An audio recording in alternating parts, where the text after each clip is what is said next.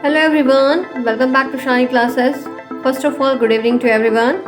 Hopefully आप अच्छे होंगे, अपनी पढ़ाई भी डेली बेसिस पे कर रहे होंगे क्योंकि आपको इस बार और मेहनत के साथ काम करना है। जो गलतियाँ फर्स्ट सेमेस्टर में हुई थी उसको नहीं रिपीट करना है। फर्स्ट सेमेस्टर का रिजल्ट मद्देनज़र रखते हुए आपको अपने आगे की जो पढ़ाई है उसको अच्छे तरीके से और सॉलिड तरीके से करना है, ठीक है। जो भी पढ़िए कॉन्सेंट्रेट होकर पढ़िए और उस वक्त पढ़िए तो समझ में आए, वैसे ही बुक्स खोल के रिवाइज मत करिए, ठीक है।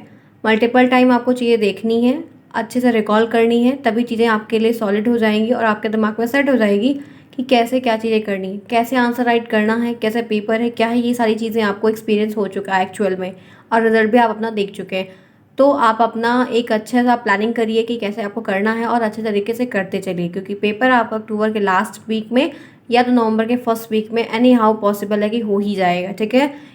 और सितंबर में आपके नेक्स्ट मंथ में आपकी टीचिंग लगने वाली है, तो बहुत सारे प्रोसेस होंगे, तो आपको थोड़ा दिक्कत देखने को मिलेगी कि कभी कुछ करना है कभी कुछ, तो टाइम मैनेजमेंट नहीं हो पाएगा। इस बात को ध्यान में रखते हुए अपनी क्लास को सुचारू रूप से डेली बेसिस पे अच्छे से करिए, ठीक है।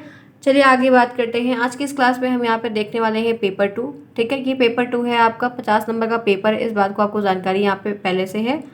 यहाँ पर हम ये पेपर के बारे में आपसे इससे पहले 3 चैप्टर को पहले से कंडक्ट करवा चुके हैं, हर एक टॉपिक को बताए हुए हैं जो सिलेबस में दिया गया। अगर कोई टॉपिक लेफ्ट है तो बता दीजिएगा आप लोग कमेंट बॉक्स में। अपने सिलेबस से मैच करते रहिए। तो चलिए स्टार्ट करते हैं आज की इस क्लास को। यहाँ पे हम चैप्टर 4 को देखने वाले हैं। आपसे शालिनी क्लासेस बने हुए हैं, जो भी लोग नए हैं उनका स्वागत है।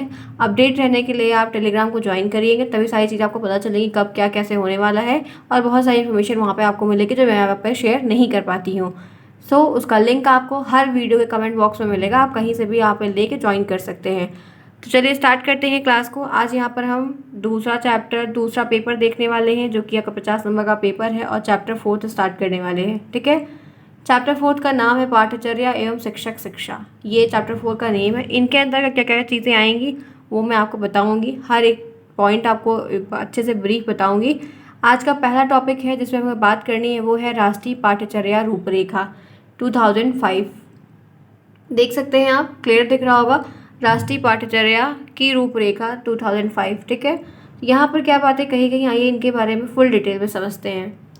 एनसीएफ का पूरा नाम, एनसीएफ का पूरा नाम फुल फॉर्म होता है नेशनल कैरिकुलम फ्रेमवर्क। सबसे पहले आपको ऑब्जेक्टिव प्रश्न यहीं पर अराइज हो जाएगा। 1 नंबर का प्रश्न आपको यहीं पर मिल गया, आता है, बहुत बार आते हैं। एनसीएफ क्या है, एनसीएफ का फुल फॉर्म बताइए, तो आपको बताना होगा नेशनल कैरिकुलम फ्रेमवर्क। ये आपको जो फुल फॉर्म है ये इस रूप में भी, मतलब जैसे इंग्लिश में लिखा हुआ है, इंग्लिश के वर्ड में ऐसे भी पूछ लेगा, या तो आपको ये राष्ट्रीय पाठचर्या की रूपरेखा हिंदी में पूछ लेगा, तो दोनों पूछ सकता है। इस बात को ध्यान रखिएगा। एक बात और यहीं पे सॉलिड, मेरी बात को ध्यान से सुनिए। मैंने बहुत बार कहा है, पेपर 1 और पेपर 2 में डेट बहुत आती है। फिर से सुनिए, मैं बता रही हूँ क्या कि पेपर 1 और पेपर 2 में डेट बहुत आती है। डेट, गठन कब हुआ है, गठन किसने किया है, उसके अध्यक्ष कौन थे, शुरुआत कब हुई है, उसके पीछे का क्या मोटो था, वो ये ऐसे प्रश्न ज़्यादा आते हैं। जितनी भी आप आयोग देखे हैं, समितियाँ मैंने कई सारी बताई हैं, कोठारी आयोग कब आया, डेट कब आई, ठीक है, और आपको जो आज्ञा 1813 का आज्ञा पत्र कब आया, कौन लाया, पाश्चात्य वाला जो विवाद था, पाश्चात्य वाला विवाद, वो कंट्रोवर्सी कौन, निस्पंदन कब आया, निस्पंदन सिद्धांत क्या है, तो मतलब जो डेट है, उनके अध्यक्ष कौन है, ये आपको इसमें ज़्यादा देखने को मिलेगा। अभी तो ये स्टार्टिंग है, पीछे को बहुत सारे चैप्टर ऐसे हैं जिसमें डेट ही डेट है। तो आपको ध्यान रखना है, इंपॉर्टेंट क्या ध्यान रखना है कि डेट और गठन, अध्यक्ष कौन है, ये ध्यान रखिएगा। टॉपिक का रेफरेंस पता हो या ना हो, ये इट डजेंट मैटर। यहाँ पे जो इंपॉर्टेंट है वो ये है कि अगर कोई आयोग के बारे में आपके सिलेबस में दिया, या कोई गठन के बारे में बताया, या कोई अध्यक्ष का कब है, तो वो 3 पॉइंट ज़रूर याद रखिएगा। बाकी की जो हिस्ट्री है उसको मत याद रखिए, नहीं भी आएगा तो आप बनाकर भी लिख लेंगे, वो सही है, लेकिन डेट नहीं गलत होनी चाहिए। और 15 नंबर का इसमें ऑब्जेक्टिव आएगा, ये 15 जिसके करेक्ट होंगे उनका नंबर बहुत स्कोरिंग बन जाएगा, ध्यान रखिएगा इस बात को। और 15 नंबर में सबसे ज़्यादा डेट पूछी जाती है, ठीक। चलिए यहाँ पर बात करते हैं एनसीएफ के बारे में। नेशनल कैरिकुलम फ्रेमवर्क राष्ट्रीय पाठ्यचर्या की रूपरेखा है, ठीक है। राष्ट्रीय पाठ्यचर्या की रूपरेखा 2005 विद्यालय शिक्षा का नवीनतम राष्ट्रीय दस्तावेज है। ये एनसीएफ 2005 जो विद्यालय शिक्षा है, जो एजुकेशन सिस्टम, उसका एक नवीनतम रूप है, एक नया रूप है, ठीक है।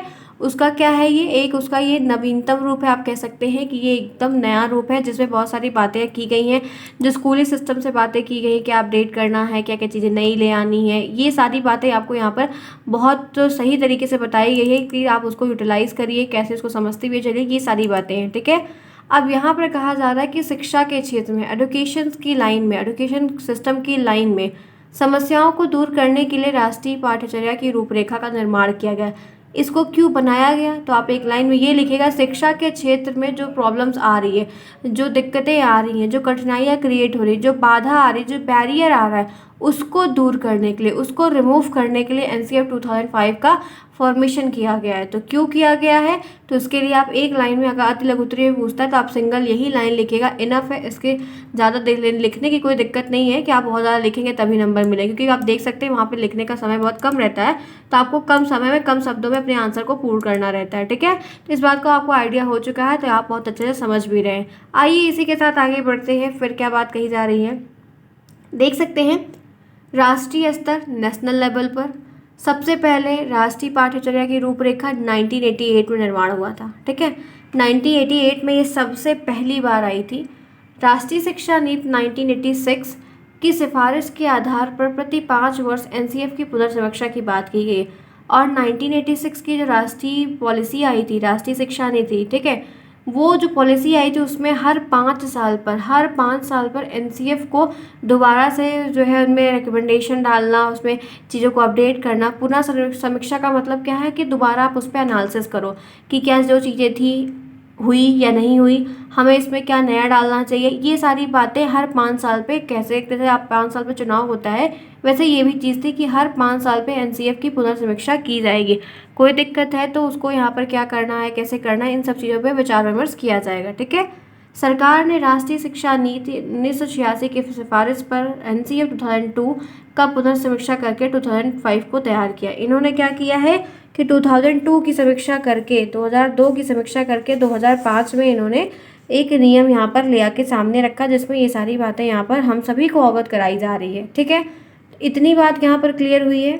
आइए हम 2005 वाला जो एनसीएफ उसके बारे में यहाँ पर पढ़ रहे हैं। ठीक है, आपके सिलेबस में भी यही दिया गया है और प्रश्न आपको इसी से आएगा। ठीक है, अब यहाँ पर क्या है आगे देखते हैं। पाठ्यचर्या रूपरेखा का मतलब, पाठ्यचर्या जो कैरिकुलम है उसका मतलब क्या है। कैरिकुलम की संरचना होती है, कैरिकुलम एक संरचना होती है। पाठ्यक्रम की एक ऐसी संरचना करना, एक ऐसा स्ट्रक्चर क्रिएट करना जिससे ज्ञान के भंडार में, ज्ञान के सोर्सेस में ग्रोथ होती है, जिससे ज्ञान के सोर्सेस में क्या हो, ग्रोथ हो। समाज में होने वाले परिवर्तन का प्रभाव पाठ्यक्रम में दिखाई पड़ता है। जो समाज में होने वाले परिवर्तन होते हैं उसका जो इम्पैक्ट होता है वो कैरिकुलम में देखने को मिलता है, उसकी एक झलक आपको वहाँ पर देखने को मिलेगी। कैरिकुलम में समय के अनुसार बदलाव होते हैं। कैरिकुलम यानी कि सिलेबस एक प्रकार से, उसमें क्या होता है कि जैसे जैसे चीज़ें अपडेट होती हैं वैसे वैसे उसमें चेंजेस लाए जाते हैं। जैसे कि करंट अफेयर्स है, हर एक महीने का करंट अफेयर्स अलग है, सेम चीज़ें कभी रिपीट नहीं होती है। ठीक है, उसी तरीके से यहाँ पे है कि पाठ्यक्रम में समय के अनुसार क्या होते हैं, चेंजेस होते रहते हैं। शैक्षिक उद्देश्यों की प्राप्ति में सहायक होते हैं ये एनसीएफ। जो एजुकेशन के ऑब्जेक्टिव्स थे, जो एजुकेशन सिस्टम में ऑब्जेक्टिव्स थे कि हमको इस लेवल को, इस चीज़ को इतने लेवल तक इंक्रीज़ करना है कि वो उस एम तक पहुंच पाए, इन्हीं सब चीज़ों को मद्देनज़र रखते हुए एनसीएफ 2005 को बनाया गया था। जैसे बहुत सारी चीज़ें ध्यान में रखते हुए नई नई चीज़ों को उसमें अपडेट किया गया था। ठीक है, आइए आगे चलते हैं, इसी के साथ और भी कुछ बातें जानते हैं। शिक्षण समस्याओं को देखते हुए, शिक्षण समस्याओं को सामने से देखते हुए एनसीएफ 2005 का निर्माण किया गया। ठीक है, जो शिक्षण की प्रोसेस है, जो टीचिंग का प्रोसेस है, उसके जो मेथड्स हैं, उसमें जो टेक्निक इस्तेमाल की जाती है, उन सब चीज़ों को ध्यान में देखते हुए, उनकी प्रोग्रेस को देखते हुए, उनकी ग्रोथ को देखते हुए इस चीज़ को बनाया गया कि कैसे कमेटी, एक ऐसे चीज़ को बनाया जाए, ऐसे सिस्टम को लाया जाए जिससे इस चीज़ के एनालिसिस हर 5 साल पे की जाए और जो परिवर्तन उचित हो जिससे वो अपने एम तक पहुंच सके उसको इसमें इंक्लूड किया जाए। यही था। ठीक है, यहीं पे विद्यार्थियों को क्या, क्यों, कैसे पढ़ाया जाए, विद्यार्थियों को, स्टूडेंट्स जो हैं उनको क्या पढ़ाया जाए, पहला बात, उनको क्यों पढ़ाया जाए, दूसरी बात, उनको कैसे पढ़ाया जाए, तीसरी बात। तो इन्हीं सब चीज़ों पर, इन्हीं सारे विषय, ऐसे बहुत सारे आप कह सकते हैं टॉपिक हैं कि जिन पे विचार विमर्श करने के लिए ये गठन लाया गया, ये चीज़ें बनाई गई जिसमें इन चीज़ों पर चर्चा हो सके और उनमें जितना हो सके उतना बेहतर तरीके से चेंजेस लाया जा सके। ठीक है, यहाँ तक क्लियर हुआ? समझ में आया कि एनसीएफ एक्चुअल में क्या है, या किस मोटो से इसको बनाया गया था, या इसका बनने का क्या मकसद था। ठीक, आगे चलते हैं। इसी के साथ आपको प्रश्न आएगा, एनसीएफ 2005 का उद्देश्य बताइए। एनसीएफ 2005 क्या है, आप एनसीएफ 2005 से क्या समझते हैं। ठीक है, तो आपको 2 लाइन का आंसर वहाँ पर लिखना होगा। चलिए इसी के साथ हम आगे बढ़ते हैं। राष्ट्रीय पाठ्यचर्या रूपरेखा का सिद्धांत, इनके कुछ प्रिंसिपल्स हैं, इनको ध्यान में रखते हैं। ठीक है, हर एक टॉपिक जो आयोग बन रहा है, जो कमेटी बन रही है, जो भी ग्रुप्स बन रहे हैं, उनमें मेंबर्स हैं, उन मेंबर्स का अपना दायित्व है, उन मेंबर्स को अपनी अपनी रिस्पॉन्सिबिलिटी सौंपी गई है, वो अपने अलग पद पोस्ट पे हैं, एक साथ मिलकर विचार विमर्श करते हैं किसी चीज़ को नया इंक्लूड करने के लिए। हर सेक्टर को अलग अलग डिवाइड कर दिया गया है। तो इन सभी का सभी जितने भी आयोग समितियां सब कुछ बन रहे हैं, सबका एक प्रिंसिपल है कि इसी प्रिंसिपल पे हमको काम करना है।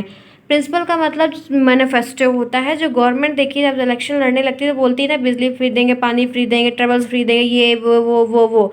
तो वो क्या है, वो एक मैनिफेस्टो ले आती है। ठीक है, मैनिफेस्टो लाती है ना, इस बात को आपको जानकारी हो। उसी तरीके से ये एनसीएफ 2005 या जितनी भी आयोग कमेटियाँ, इनके कुछ रिकमेंडेशन भी थे और प्रिंसिपल थे जिनके पे ये काम करते थे। तो आइए जानते हैं फुल डिटेल में कि वो सिद्धांत क्या थे। यहाँ तक क्लियर होगा? अगर कोई डाउट किसी को भी लगता है तो आप मुझसे पूछ सकते हैं इन अ कमेंट बॉक्स। पहला टॉपिक देखिए, ज्ञान को स्कूल के बाहरी जीवन से जोड़ना। सबसे मतलब महत्वपूर्ण आप बात कह सकते हैं या टॉपिक कह सकते हैं कि जो ज्ञान है, जो आपकी ज्ञान यानी कि नॉलेज है, ठीक है, जो आपका नॉलेज है उसको आपको बाहरी दुनिया से इंटरेक्ट करवाना है, उसको आपको बाहरी दुनिया के साथ एडजस्ट करवा के उसको जोड़ना है। ठीक है, उसमें रिलेशनशिप बनाना है। ज्ञान को स्कूल के बाहर की दुनिया से जोड़ना है सबसे पहले, क्योंकि स्कूल में आप एक सर्टेन टाइम के लिए जाते हो। ठीक है, 8 बजे गए, 2 बजे आप घर पे आए, तो उसमें 1 पीरियड, 2 पीरियड, 3 पीरियड, 4 पीरियड चला, बस वही जो चीज़ें थी वही बताई गई। लेकिन अगर आप एक समाज में रह रहे हैं, एक सोसाइटी में 50 घर होते हैं, लगभग 50 फैमिलियाँ होती हैं, अलग अलग कल्चर है, अलग अलग रिचुअल्स हैं। ठीक है, उठना बैठना, गेम खेलना, अलग अलग भाषाएं हैं, बहुत सारी चीज़ें होती हैं। ठीक है, अच्छा बुरा हम हर जगह से सीख सकते हैं। आप कहीं घूमने जा रहे हैं, या आप कहीं ट्रैवल कर रहे हैं, या आप टहलने निकल रहे हैं, या कहीं आ जा रहे हैं, तो वह पार्क जा रहे हैं, म्यूजियम जा रहे हैं, टेम्पल्स जा रहे हैं। ठीक है, तो यहाँ पर क्या है, बहुत सारी चीज़ें आपको वहाँ पर आप जा रहे हैं तो कुछ ना कुछ आप बिना जाने भी सीखते हैं, मैंने हमेशा कहा है। ठीक है, जब ज़रूरत पड़ती है तो ये दिमाग में आता है कि हमने वहाँ पर इस चीज़ को देखा था और आज अप्लाई कर लिया। जब ज़रूरत पड़ती है तो वो चीज़ें हमसे भी हो जाती हैं। तो इन्होंने सबसे पहली बात यही रखी कि जो बच्चों का जीवन काल है या बच्चों की जो पढ़ाई है, उसको 4 दीवारी में आप पैक मत करो। ठीक है, उसको आप जो है कंज्यूम मत करो, उसको खुली छूट दे दो, आज़ाद पंछी की तरह उसको पढ़ने दो, उसको सीखने दो। एक्सपीरियंस बहुत इंपॉर्टेंट होता है। ठीक है, हाँ, किसी भी काम को करने के एक्सपीरियंस बहुत इंपॉर्टेंट है। एक्सपीरियंस आएगा कब? जब आप 2 टाइम 3 टाइम 4 टाइम प्रैक्टिस करेंगे। ठीक है, आइए, ज्ञान को केवल स्कूली ज्ञान तक सीमित नहीं रखा जाए। इन्होंने कहा कि सिर्फ आप किताब में और स्कूली ज्ञान तक ही नहीं उनको सीमित रखो। ये आपको कोई अधिकार नहीं है कि आप उनको सिर्फ सारा दिन पढ़ाई पढ़ाई पढ़ाई पढ़ाई करवाओ। जी नहीं, आपको उनको बाहर से भी इंटरेक्ट करना होगा, बाहर के इन्वायरमेंट उनको ले जाना होगा। स्कूल के बाहर के वातावरण से ज्ञान को जोड़कर चलें तो ज़्यादा आपको देखने को अच्छा आपको रिजल्ट मिलेगा। ठीक, पहला पॉइंट, पहला सिद्धांत है जिस पे ये कार्य कर रहे थे, जिस पे ये कार्य करना चाह रहे थे। ठीक है, इसी के साथ आगे बढ़ते हैं। पढ़ाई को रटन प्रणाली से मुक्त कर। इन्होंने कहा, इनके मतलब जो प्रिंसिपल्स थे, इन्होंने कहा कि रटना बंद करो। इन्होंने कहा सिंपल तरीके से कि रटने को आप बंद करो, क्योंकि रटंत विद्या 2 दिन, 3 दिन, 4 दिन, 3 दिन, 4 दिन, 5 दिन, 1 हफ्ता, उसके बाद ये रटंत विद्या आपके दिमाग से कब गायब हो जाएगी आपको पता भी नहीं चलेगा, और आपको लगेगा अरे मैंने तो पढ़ा था बट आज मैं भूल गया। तो रटंत विद्या का इन्होंने घोर विरोध किया। ये उसके बिल्कुल भी समर्थक नहीं थे। इन्होंने कहा कि शिक्षा को रटंत विद्या से मुक्त कर दो। इन्होंने कहा कि शिक्षा को, पढ़ाई को रटंत विद्या से छूट दिला दो। राष्ट्रीय पाठ्यचर्या की रूपरेखा 2005 का सिद्धांत बच्चों को पढ़ाई में रटन प्रणाली से दूर रखना था। बच्चों को रटने के लिए प्रोत्साहित नहीं करना चाहिए, समझने के लिए बच्चों में उत्सुक किए जाएं। उन्होंने कहा कि रटने की जगह आप उनको समझने के लिए फोर्स करो। ठीक है, रटने की जगह आप उन्हें समझने के लिए फोर्स करिए, बिकॉज समझेंगे तो वो चीज़ उनके कहते हैं ना स्मृति पटल में जाके बैठ जाएगी और वो चीज़ें उनको रिवाइज रहेगी। ठीक है, समझी हुई चीज़ें लॉन्ग टर्म के लिए होती हैं, रटी हुई चीज़ें शॉर्ट टर्म्स के लिए होती हैं, ठीक है। ये एक सिंपल सी बात थी। आगे चलते हैं। बच्चों को कार्य सीखने पर, करके सीखने पर बल दिया जाए, ठीक है। ये आप पढ़े भी हैं फर्स्ट सेमेस्टर में, बाल विकास में, शिक्षण अधिगम में भी आपने देखा है, learning by doing, learning by doing, करके सीखो, करके सीखना, करके सिखाना चाहिए, बाय एक्सपीरियंस, बाय प्रैक्टिसेस, ठीक है। बच्चों को प्रोजेक्ट कार्य दें, कार्य करने के लिए उनको प्रोत्साहित करें। एक प्रोजेक्ट दीजिए, उन्हें 5 लोग को इन्वॉल्व करिए। उससे क्या होगा, एक दूसरे की बात को सुनने की क्षमता आएगी, एक दूसरे से डील करने की, सहयोग की, शेयरिंग की, तो और एक दूसरे से अलग अलग नॉलेज, क्योंकि हर एक बच्चा एक नज़रिए से नहीं सोचता है, ठीक है। तो ये प्रिंसिपल थे जिनमें ये एनसीएफ काम करना चाह रहा था, काम करवा भी रहा था। आइए इसी के साथ आगे बढ़ते हैं, फिर देखते हैं। पाठ्यचर्या पाठ्यक्रम केंद्रित ना हो।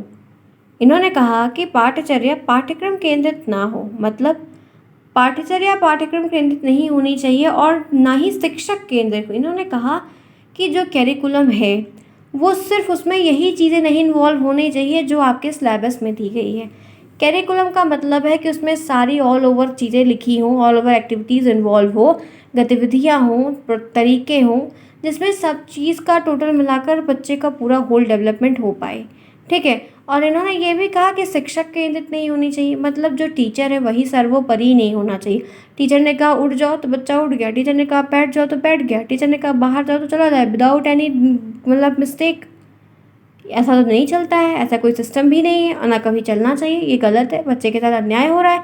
शिक्षा आज टीचर ने कहा कि मैं ये नहीं पढ़ाऊँगा, वो नहीं पढ़ाऊँगा, तुम लोग पढ़ लो, तुम लोग मैनेज कर लो, बहुत सारी चीज़ें हैं। तो यहाँ पर ये बात बोली गई कि शिक्षक केंद्रित नहीं होना चाहिए, टीचर सेंटर्ड एजुकेशन नहीं होनी चाहिए, ठीक है। पाठ्यचर्या बाल केंद्रित, इन्होंने कहा कि जो करिकुलम है, जो पढ़ाई है, वो चाइल्ड सेंटर्ड होनी चाहिए। क्या होनी चाहिए? चाइल्ड सेंटर होना चाहिए, ठीक है। चाइल्ड सेंटर में बातें बताई गई हैं कि आप में से बच्चों, अगर आप बच्चों के मन के मुताबिक काम करेंगे, ये नहीं कि वो बोलेंगे सर नाचिए तो आप नाचने लगेंगे, ठीक है, मैम गाना गाइए तो मैम गाना गाने लगेंगे, ऐसा नहीं है। बस क्या पढ़ना है, कहाँ तक पढ़ा है, कैसे पढ़ना है, मतलब एक फ्रेंडली व्यवहार करके जब आप उनको ऊपर रखेंगे, उनकी बात को सामने रखेंगे, या पीछे का टॉपिक नहीं समझ आया फिर आप वहाँ से स्टार्ट करेंगे, बताएंगे, मतलब बात, बच्चों की जो बात है उसको ध्यान में रखते हुए जो शिक्षा प्रणाली अपनाई जाती है वो बाल केंद्रित होती है, जिसमें शिक्षक के जो रोल होते हैं वो सेकंड स्टेज पे आएंगे, पहले जो रोल आएगा वो बच्चे का आएगा, ठीक है। यहाँ पर देखते हैं, पाठ्यचर्या बच्चों के अनुसार होनी चाहिए। इन्होंने कहा कि जो कैरिकुलम बच्चों के अकॉर्डिंग होना चाहिए, जो बच्चे पढ़ने में रुचि रखते हैं, जो बच्चे पढ़ने में विलिंगनेस रखते हैं, इंटरेस्टेड होते हैं, जिस विषय के बारे में बच्चा पढ़ना चाहता है उस विषय के बारे में उसको अवगत कराया जाए। जैसे बहुत सारे बच्चे ऐसे होते हैं जो अलग अलग कलाओं में निपुण होते हैं, ठीक है। कोई गाना गाने में अच्छा है, कोई डांस करने में अच्छा है, कोई भजन गाने में अच्छा है, कोई कोई क्रिकेट खेलने में अच्छा है। तो बोलते बोलते जवान जो है वो लड़खड़ा जाती है, ठीक है, वो हो जाता है सभी के साथ, कॉन्टिन्यूस बोल रही हूँ इस वजह से। और आप देख सकते हैं कि कोई बच्चा क्रिकेट में अच्छा है, कोई बच्चा फुटबॉल में अच्छा है, कोई बच्चा अलग चीज़ में, कोई बच्चा जो है टॉयज़ बनाने में अच्छा है, कोई बच्चा जो है वेस्ट से बेस्ट बनाने में अच्छा है, कोई पेंटिंग में अच्छा है। तो यही बात इन्होंने कही कि जब आप बच्चे को केंद्रित में रखोगे तो बच्चा क्या कर रहा है, कैसे कर रहा है, या उसमें क्या क्वालिटी है उसके क्लास टीचर को पता होती है। तो जो चीज़ अच्छी है वो उसमें आप उनको डेवलपमेंट दो, उनमें स्टेजेस दो, उनमें मतलब पूरा रास्ता बताओ, उनको गाइडेंस करो एक प्रकार से, ठीक है। आते हैं इसी के साथ आगे बढ़ते हैं। कक्षा कक्ष को गतिविधियों से जोड़ना, कक्षा कक्ष को गतिविधियों से जोड़ा जाए। स्कूल में दी जाने वाली शिक्षा को विभिन्न गतिविधियों से जोड़ा। इन्होंने कहा कि स्कूल में जो बातें बताई जा रही हैं उनको आप अलग अलग एक्टिविटी से कनेक्ट करो। जैसे अगर आप कक्षा में वन संरक्षण मतलब जंगल को बचाना, ठीक है, जंगल को, फॉरेस्ट कंजर्वेशन के विषय में आप पढ़ा रहे हैं तो आप उन्हें बच्चों को पेड़ लगाने के लिए बोलें। बच्चा स्वयं पेड़ लगाएगा तो उसे प्रतिदिन पानी डालेगा और उस पेड़ का संरक्षण करेगा। इससे बच्चा पेड़ के संरक्षण के बारे में अच्छे से समझ जाएगा। यहाँ पर गतिविधियों से मतलब है कि आप अगर क्लास में कोई चीज़ पढ़ा रहे हैं तो आप उनको एक्टिविटी बेस्ड करवाइए, उसमें एक्टिविटी को आप इन्वॉल्व करवाइए। साइंस का कोई सब्जेक्ट पढ़ा रहे हैं तो साइंस की चीज़ें जितना आप उनको डेमो दे सकते हैं वो दीजिए।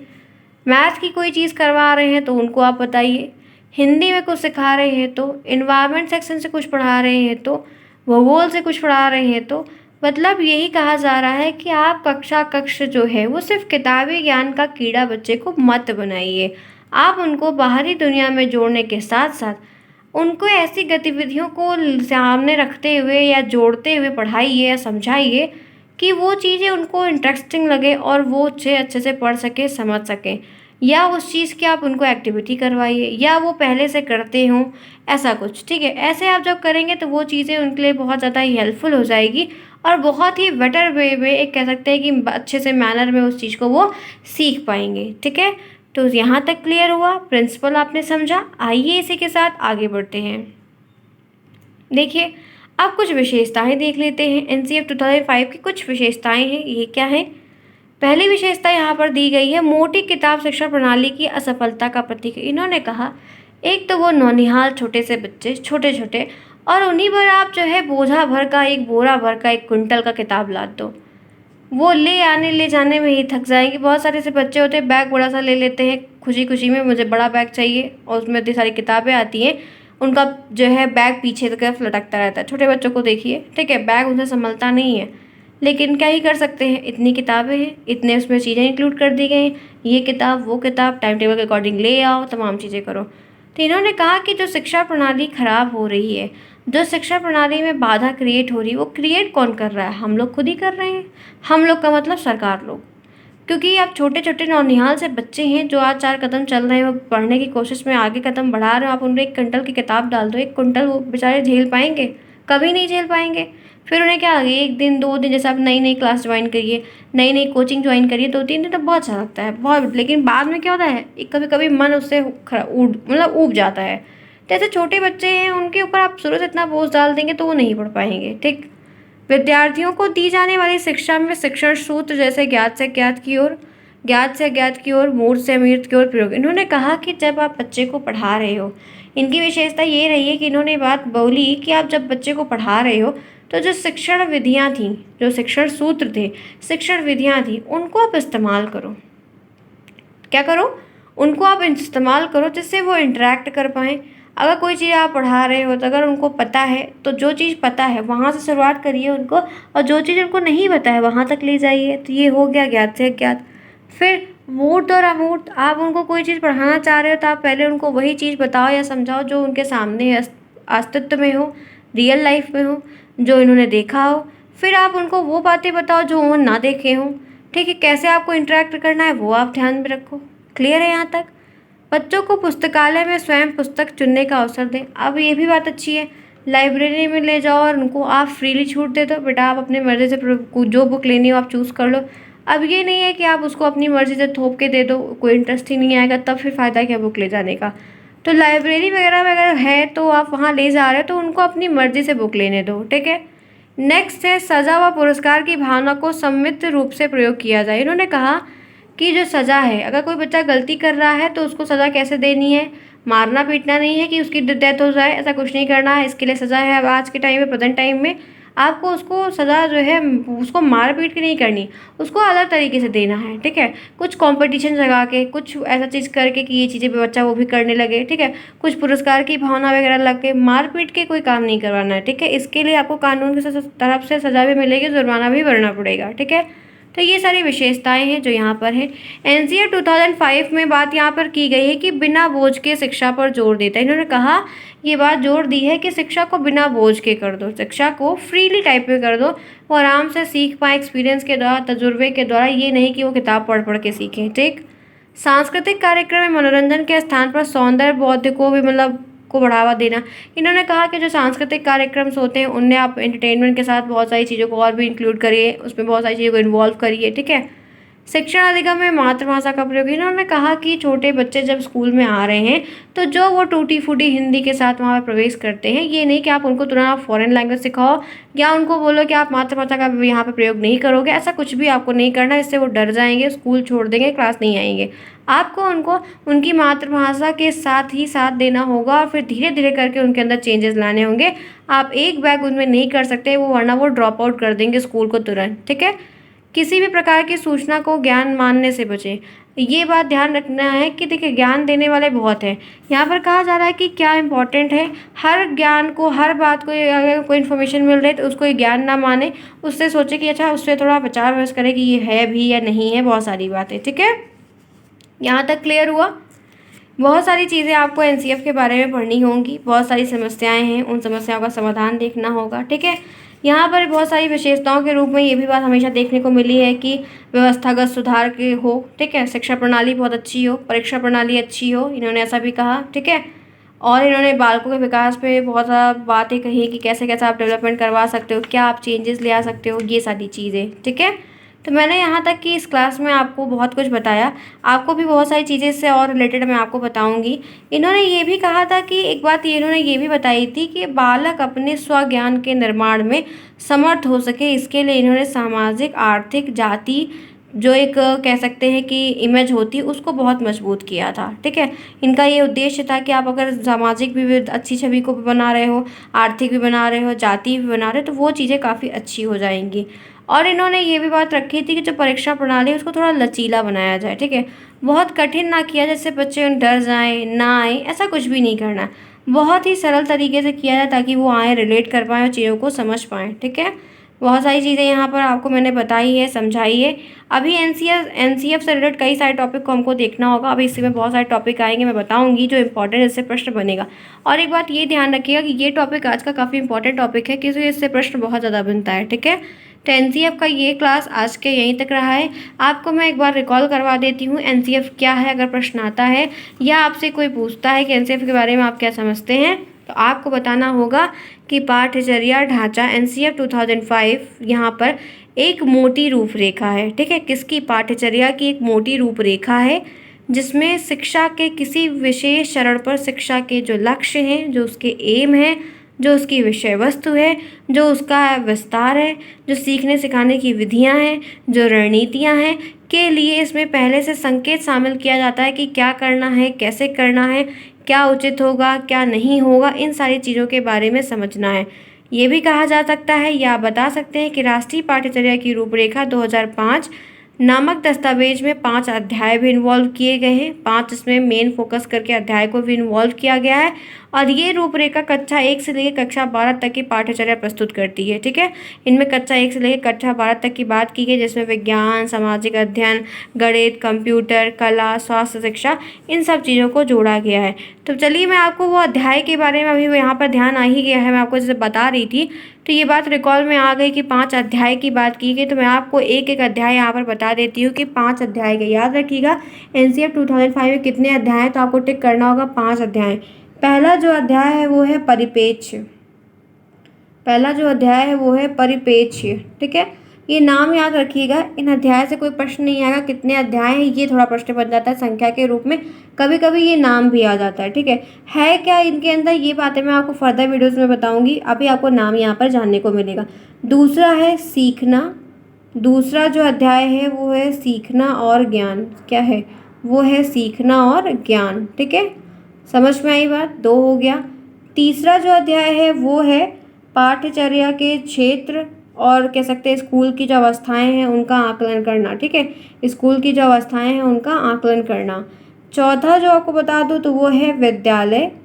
क्या है? वो है विद्यालय एवं कक्षा का वातावरण, एवं कक्षा का वातावरण। ठीक है, और 5वां अध्याय जो है व्यवस्थागत सुधार। 5वां अध्याय जो है वो है व्यवस्थागत सुधार। क्या है? वो है व्यवस्थागत सुधार। ठीक है, तो ये 5 अध्याय हैं जिनके बारे में मैंने आपको बताया।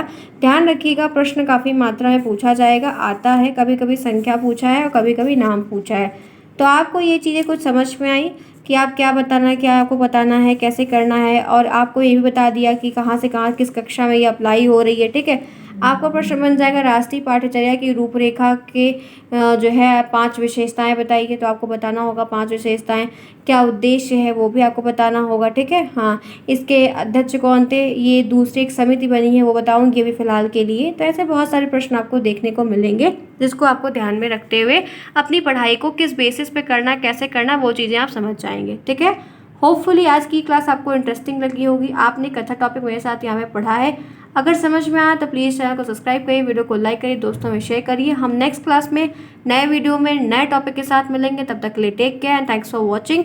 एक बात आपको यहाँ पर ये बतानी थी कि जिनको भी नोट्स चाहिए डीलेट फर्स्ट सेमेस्टर की, जो नोट परचेज करना चाहते हैं वो मुझे टेलीग्राम पर लिंक मैंने यहाँ पर दिया हुआ है, वहाँ से आप मुझे कॉन्टैक्ट करिए, तो मैं आपको ईजिली तरीके से पूरी कंप्लीट नोट अवेलेबल करवा दूँगी। ठीक है, चलिए तब तक के लिए take care and keep watching.